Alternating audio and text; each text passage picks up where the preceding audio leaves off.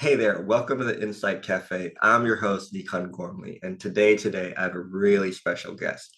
And before I intro it, so I'm going to tell you all about him first. So my guest is an educator and coach with over 10 years experience. He helps achievers stop self-doubt so they can accomplish more with less stress. He also guides clients to discover their own rich life through metaphors and in-the-moment wisdom. He's the founder of Rich Life LLC, and he creates true and lasting transformation. So without further ado, Rich. Hey, Nikon. Thanks for having me. Oh, it's such a pleasure. I really enjoyed our conversations when we got to connect. And we were on the course, The Divine Engineering, with Mavis hmm Karn. That's how we first met. And so before we get into the details of this conversation, I'd love for you to tell us what's your story? How'd you get started? How'd you get here? Yes, so I was pretty obsessed with the self-help community Mm, for a long time, and I was looking for something. mm, And what was I looking for? Probably contentment and peace and clarity. And I was trying to find it in action, in doing. So I was trying to find it through habit. And I read the book. I think it's like The Power of Habit or Atomic Habits. And I was like, okay, well, I can do habit stacking and I can create a routine. And so I created a morning routine and an evening routine. I was meditating 3 times a day. I was doing Qigong, yoga, cold showers, exercise. I had a morning playlist that was this positive vibe playlist that was going to make me feel amazing and give me energy and make me successful, of course. And I also got into visualization like Joe Dispenza and Mind Valley as well, and trying to visualize my success and as a coach and just in my relationships. And what I found is that I was doing it out of the wrong mindset. And my body started to tell me that because I thought it was working. But the thing is, I needed more and more and more to create the same result. So it did become kind of like an addiction.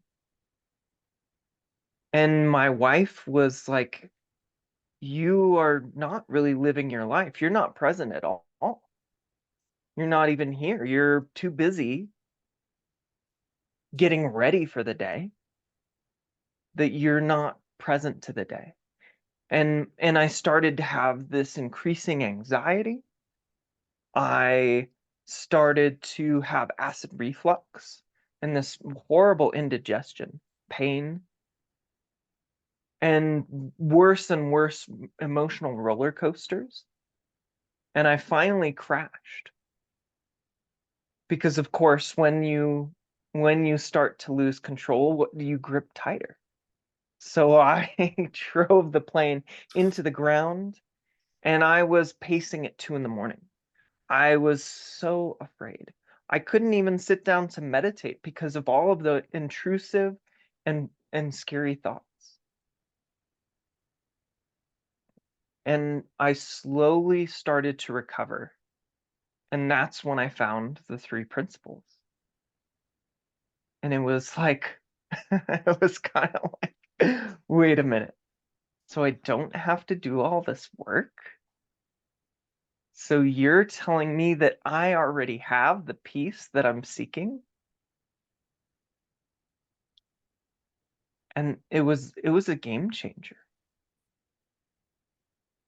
It helped me to start to relax and drop all of that. Now, it took a while. I had four really powerful insights, realizations that changed my relationships, that changed my day-to-day life, my experience of life. that slowed me down to the speed of life so that I wasn't trying to rev myself up, so that I wasn't creating discomfort in my own psyche constantly. It's kind of like a contracted muscle. Like it's fine if you contract a muscle, that's how you move, but it's a problem if you keep it contracted. It's going to be sore and stiff and tight, and it's going to hurt.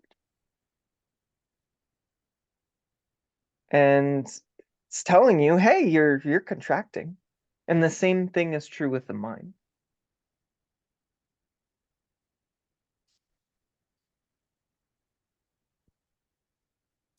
Say say more about that. I love the way well, firstly, thank you for sharing your wonderful story. I definitely resonate with that. And I see the like for my story, it's similar to yours. It's just as simple, the innocence of wanting to be okay Mhm. and wanting to attach myself to all these things, thinking they were going to bring value. And instead, at the end, they brought complexity and confusion, right? Because it's trying all these different things to be okay, visualization, law of attraction. If I can just manipulate these circumstances, I should feel better. And then at the end, it's very similar to you. And when I had the insight that the everything I was looking for was within, or the feeling of home. And I remember it was reading the book Inside Out Revolution by Michael Neal, and it was I remember the insight. It wasn't this like the clouds parted and light came down. There were angels. It was a very simple like, oh, huh, and that was it. And there's something you talk about, and the way you talk about is so intriguing to me about a contracted mind. And I would love for you to say more to that. Like, what does it mean to have a contracted mind, and how does one know they're in a contracted mind? Yeah. And you'll know it's pretty obvious, but a lot of people confuse the signals of a contracted mind Hmm. because there's that illusion that it's coming from the outside world. So they think that the stress that they feel is coming from outside circumstances. It's coming from this or that, or that person made me angry, or that person upset me, or I'm just feeling sad because of this circumstance. But when you have a contracted mind, sometimes I'll also use it really is it's a metaphor of holding on to thought. It's a it's an energetic, like you're giving energy to thoughts and you're keeping them. Maybe in the back burner, a lot of the times it's so innocent that we don't know that we're doing it. And we can even, I feel like a lot of the times when we're pushing things away, when we're throwing things under the rug, that is an act of keeping. When we're putting something into a closet and shoving it because we don't want to look at it. Could be something painful or something challenging. It is keeping it in your psyche, holding it. It's kind of like people who keep clutter, and if I don't see the clutter, if it's away, it doesn't matter, but it's still there.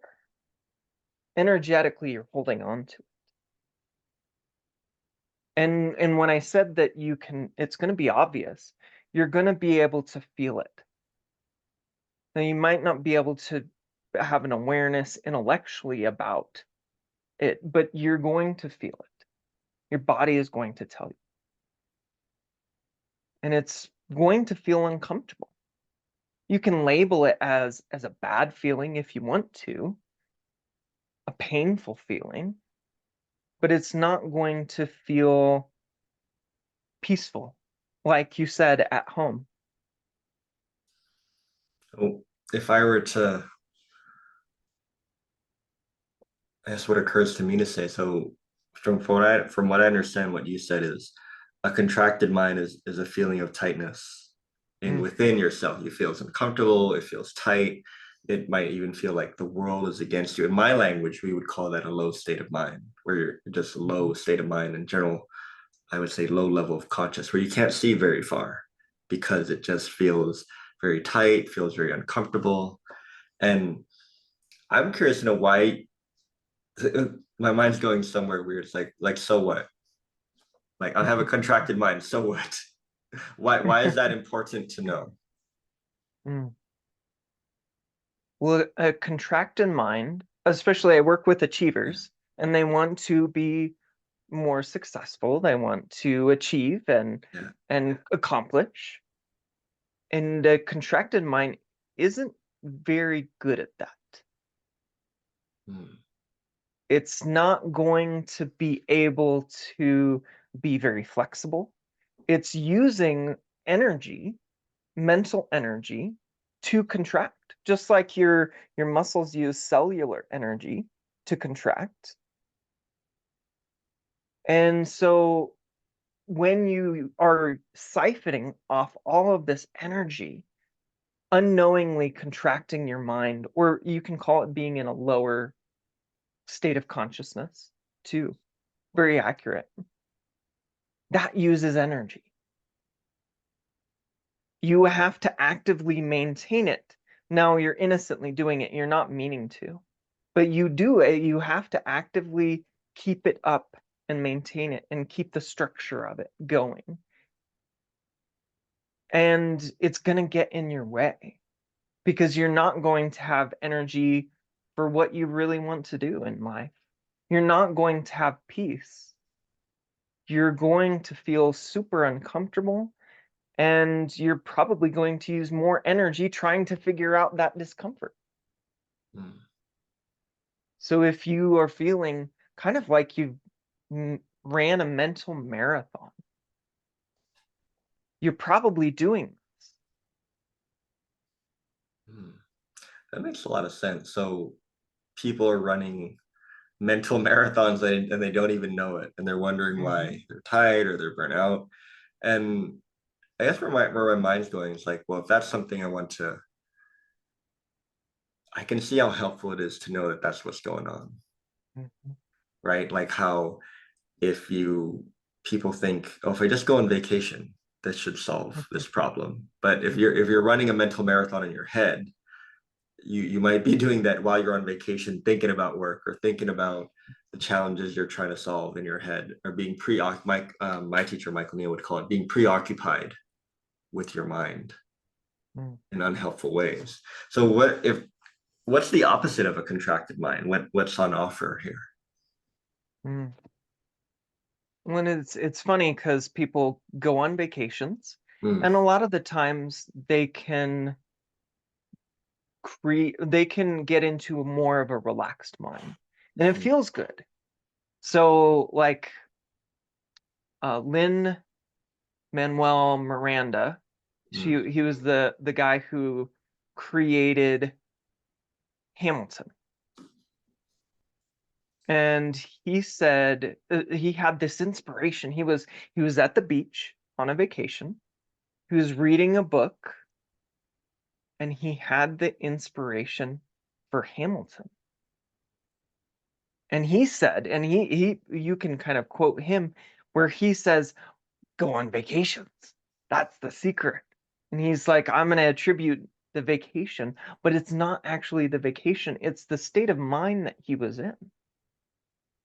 mm, When our minds relax, they become more creative. They become more responsive to an in the moment flow.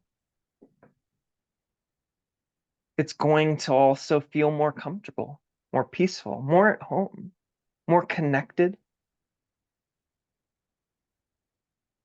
Relationships feel richer. You get more out of life.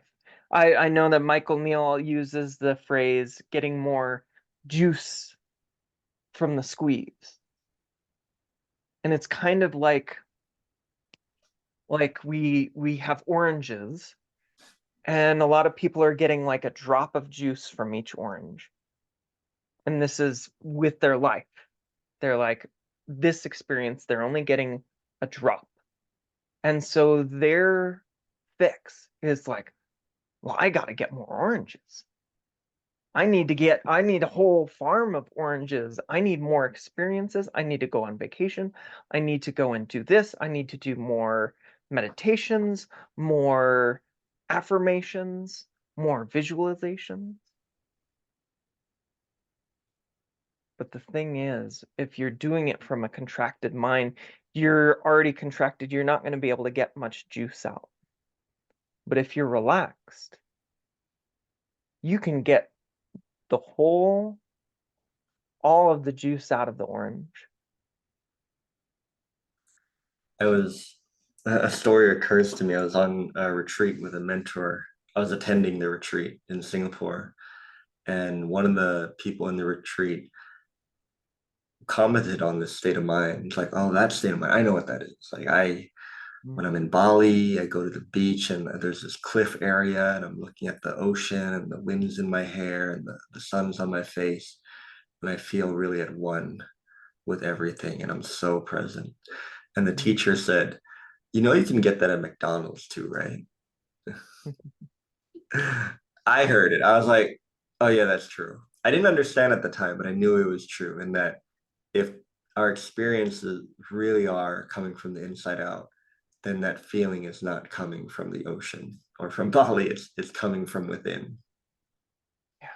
And how cool it is to know that this is portable.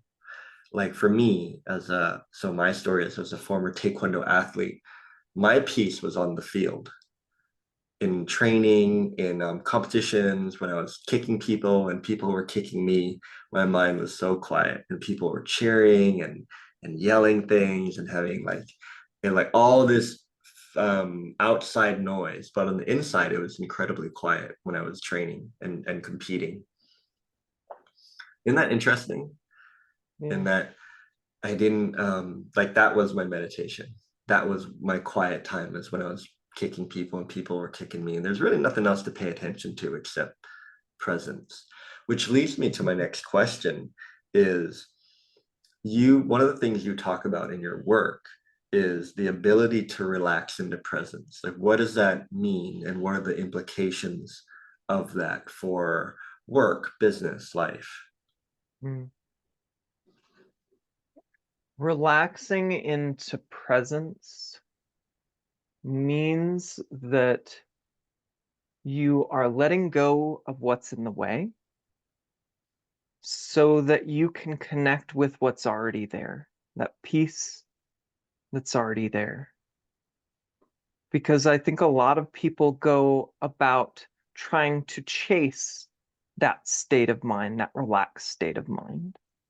Like for you, you might be like, well, I know the secret now. I just have to be in Taekwondo tournaments on my All the whole life. time. Yeah. You know what? I probably would have. If my body allowed it, Yeah. I would have. Yeah. But your body's gonna break down. It's like, you need to rest. And the mind needs to rest too. And the body needs to rest. When you say mind needs to rest, which mind? Your personal mind, your Uh, ego mind, your intellectual mind needs rest, just like your body needs rest after an exercise. hmm. And actually that's one of the insights I had recently is that contracting isn't bad. Using your personal mind to contract, your intellectual mind to contract isn't bad. Just like your body, when you contract your body, you can create these incredible movements. You can't move unless you contract your body. Hmm. You're not going to be able to move in the real world unless you contract your mind. It, But and you can create hmm. these, you can be a dancer by contracting your body. You can Hmm. do taekwondo by contracting your body. And the same is true of your mind. You can use your mind in incredible ways, and your feeling is telling you how you're using your mind. And so it's not about never contracting. but it is about knowing when to relax and how to let go of those contracted thoughts. Because so many people like to go in the opposite direction, where they're going to contract to try and figure out why they're contracted. Yeah, I do. Recently, I've been doing a lot of work with corporate clients, and that comes up a lot with not so much in the way you said it, the way it looks like to my clients is, or at least what I see for them, is they try and solve a lot of their problems in a slow state of mind, or in this conversation, be a contracted state of mind, not because they're choosing to, simply because they don't know any better. They don't know that the best answers come when they're in a relaxed state of mind or in a higher state of mind. And I'm thinking now, like they might say, well, okay, I get that state of mind, but I can't go on vacation now. I got to solve this problem. Like we have millions of dollars to make. And when they started to see that the answers they were looking for, the impact they were looking for, was really one thought away.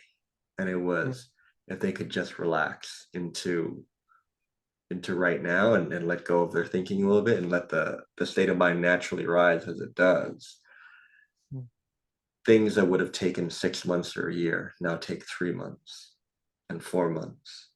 Decisions, team communications. It's really incredible to see what happens or it becomes available when people really learn how to use their minds as it was intended. Have you seen anything like that with your clients? Yeah, I have a client he owns his own business as well. Mm, And when he first came to me, he struggled with imposter syndrome.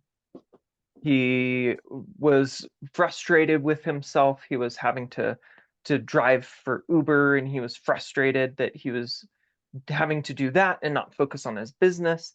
But then when he would go to work on his business, he would be so frustrated and contracted that he couldn't. mm.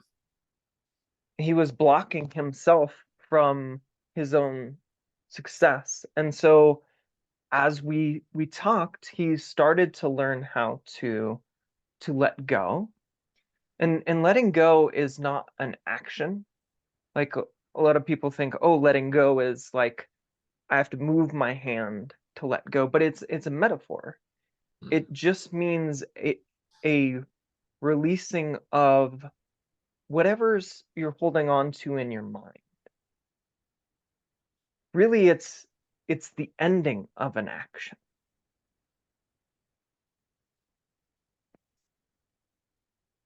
Say more. Yeah. I'm like, nah, say more. Yeah, well, so a lot of people, like people in your clients in the business world, are they're trying to fix it by kind of contracting more, because and that's totally understandable, because contracting is an action with your mind. It's something that you can control. But letting go is a non-action. It is the ending of an action. It is actually a letting go of control. Mm. So it's going in the opposite direction that we think, because we're so action oriented.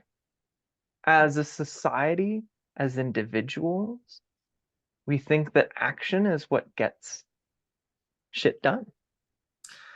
It it sounds like to me what you're talking about, if I understand this correctly, it's almost like we're habitually conditioned to Mhm.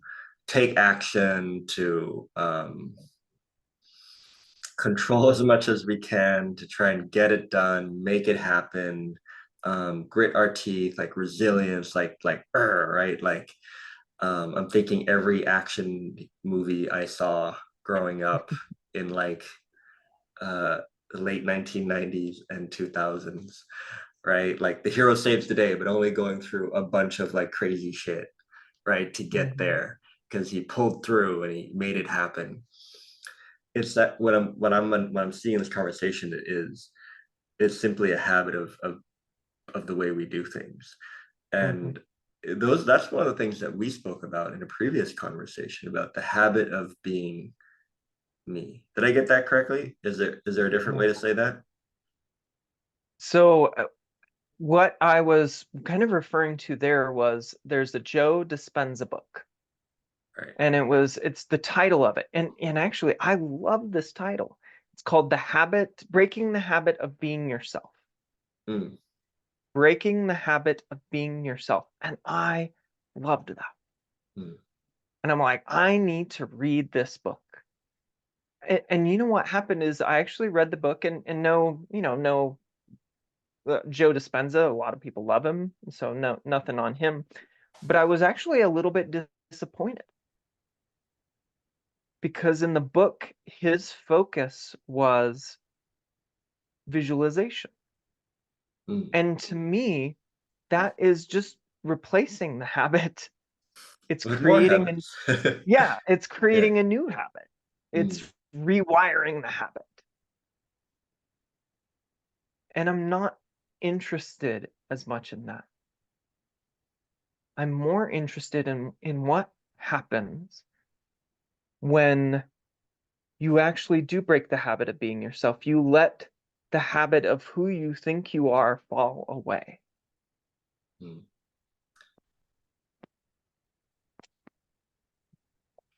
What can you give me some examples for some people listening who might not follow that? Like what is it who are so used to being themselves and then hearing this podcast and saying, so how do I stop being me? Like what um I have some examples, but I'd love for you to share some Hmm. of your examples. One of the insights that I had was that who I am is just mental energy. So who I am is just thought.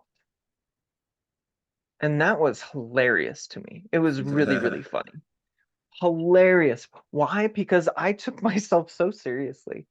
And I think we all do. And it was so funny that this character that we create, what some people might call an ego, is nothing more than mental energy. It's nothing more than thought. Mm, And thought is malleable. Thought disappears and appears. Thought is not a substantial thing.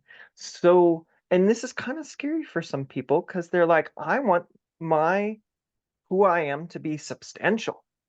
And there's a lot of people who are like that, who say they actually are kind of building this ego of themselves. I want to be a substantial person. But there's an interesting thing that happens when you realize that who you are is insubstantial. And I think it's kind of scary because people want something to grab onto for safety. And who you think you are is a really great thing to grab onto and hold on to. mm, It's if you're like unsure, oh, I can just really latch on to who I am. And for some people, that's latching on to pain or a past. And even though it hurts them, they're gonna grip really hard because it's kind of scarier to let go. mm. And if I understand this correctly, the letting go of the idea of who you are and you're like your beliefs and like, oh, I'm Nikon from Thailand. I am a Thai person. Thai people think like this. And I'm half Mhm. American, so half of me also thinks like this. And if I understand correctly, it's letting go of all that and just settling into the feeling of who I am, really am, before I have thoughts. What that looked like, the first time actually I saw that, I didn't understand at the time, but I knew I saw something, was at that same retreat in Singapore. And one of the women in that retreat, she was sharing something that was difficult. And what the teacher said to her, like I heard that at a deep, deep level. The teacher said to her, we'll call her Sarah. Teacher said to her, Sarah can have a shitty day, but you're okay. Mm, And I was like, what just hit me? Why did that make sense? And what I saw was, oh, who we think we are can have a bad day because Nikon needs to look great, Nikon needs to be likable, or Nikon needs to have things in control. Like that part of me can have a bad day, but who I am before Nikon is always okay. mm, And that was the it felt like a feeling of safety for some reason. Like, oh, that part of me is always okay, regardless. mhm. Hmm. Yeah, when you start to see that the habit of who you are is a set of judgments, it's a set of kind of a fixed mindset of what the world looks like. And you start to realize that if you're in that, you can't really be open Hmm. to something new, to a new experience. And that's what I want to help people experience is with I want to help people to experience their own rich life. But when they're holding on to these judgments, usually it's self-judgment, Hmm. then that is blocking them from experiencing who they are. And who you are is just a habit of them. Can you like what does that look like when you Mhm. experience who you are? Because I know in this conversation a lot of people say that, and I'd like to explore the implications of that. Like, what does that physically look like to someone Mm. who is being more of who they really are? And who you really are is what happens when you let go of the habit of being yourself. And it is you are more connected with an expansive understanding, a greater intelligence, with connection, with a knowing. There's this piece of knowing that is underneath all of the confusion and all of the fear that you've layered over the top of it. And in the Three Principles community, I think a lot of our listeners are from that. They call it the feeling.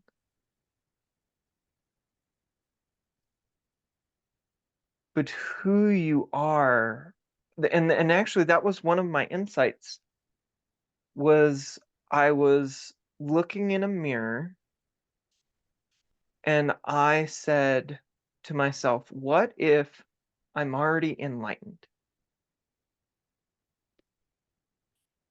And I said, oh, I am, that there's a part of me that already is. Mhm. I realized my own enlightened nature. And when I realized that, I saw that everyone has an enlightened nature. It's almost like this reservoir of of spiritual creative energy that is over their shoulder. And the problem is that they've created a dam of who they think they are. Now, creating that dam takes energy. Maintaining that dam takes energy. It has to be continually maintained. So all you have to do to connect with who you are is to stop maintaining and recreating in each moment who you think you are. That's it. It's actually, you don't have to do anything. It's actually in the opposite direction. It's a non-doing. It's a stopping of creating this barrier.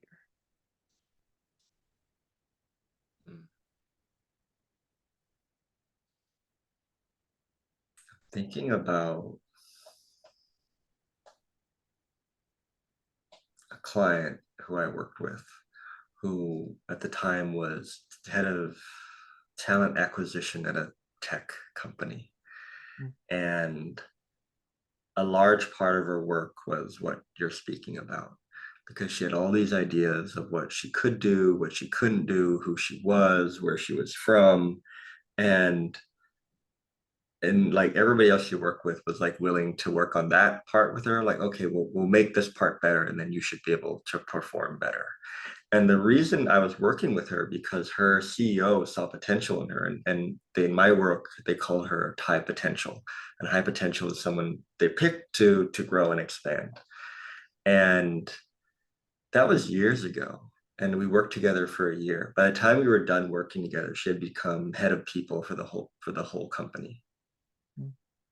And I think I checked in with her recently, and now she's head of people for an innovation arm of a bank. And to me, that is what's on offer to what we're talking about, is that when you really let go of who you think you are, what you think you're capable of, you allow life to take you to places that are really fucking cool. Yeah. And there's also an irony to that too, that it's not a big deal. Yeah, it's the Like least I, biggest deal ever. yeah, I think we make this like getting to these places a big deal. But then when you're connected with who you are, you kind of find yourself getting to these places and it's not, it's kind of like, oh, well, that's kind of cool.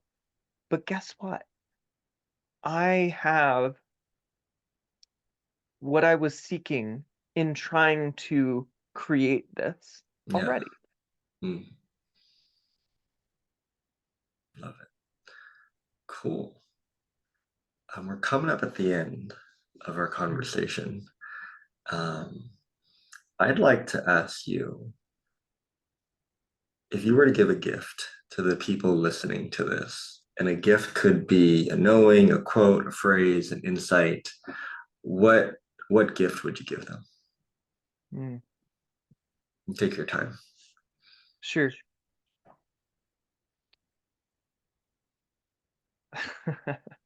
It's funny because yesterday I did a recording that was called the six gifts, the six universal gifts, and I actually even have gifts.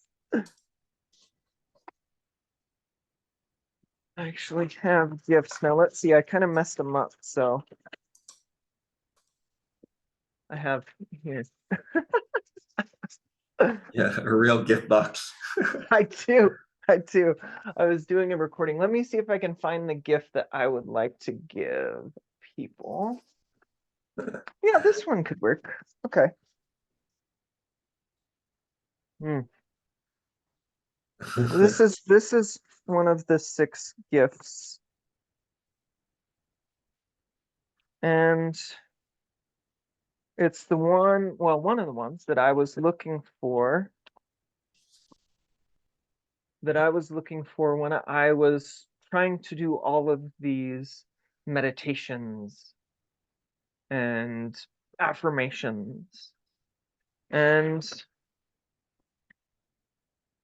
I would say the gift of peace. It's cute.